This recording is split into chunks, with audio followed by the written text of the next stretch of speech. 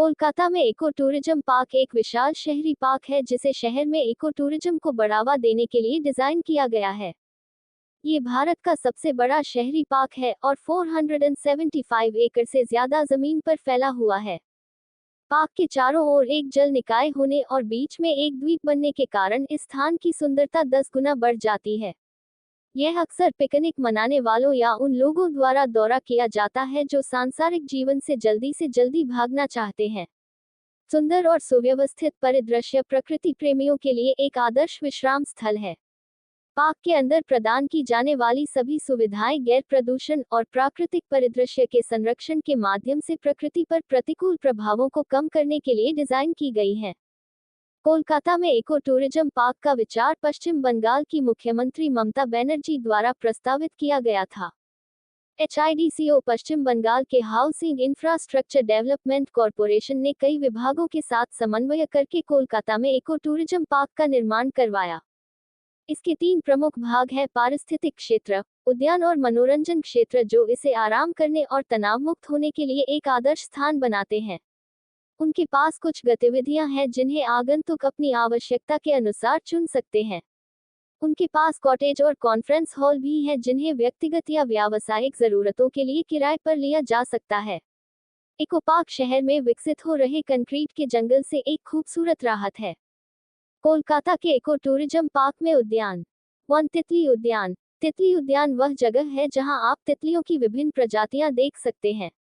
इस उद्यान की खासियत ये है कि इसमें पौधे हैं जो गुंबद के अंदर तितलियों को पनपने में मदद करते हैं।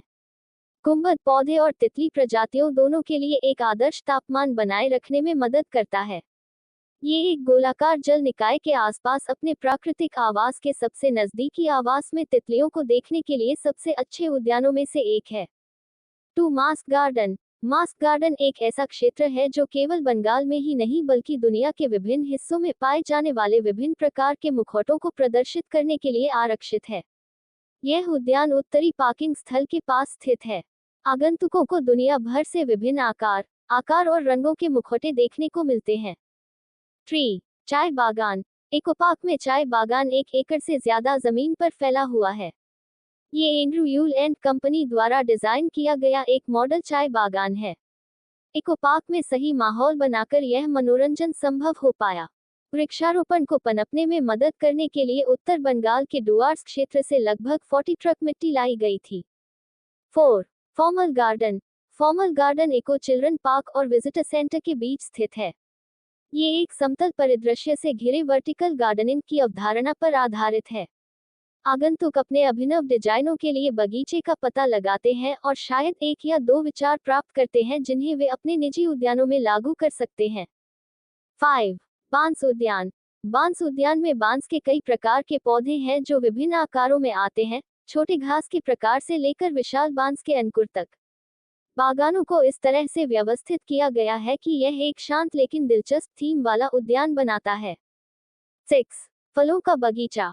फलों के बगीचे में कुछ फलदार पेड़ हैं जो ज्यादातर बंगाल में पाए जाते हैं। अक्सर फल प्रेमी फलों की प्रजातियों की पहचान करने के लिए बगीचे की ओर आकर्षित होते हैं। 7 मीडो गार्डन। इस गार्डन में कई तरह के जंगली फूलदार पौधे हैं और यह झील के किनारे के सैरगाह को देखता है। सैरगाह तक पहुंचने के लिए आगंतुक बगीचे में लंबी सैर कर सकते हैं। 8 रोज गार्डन।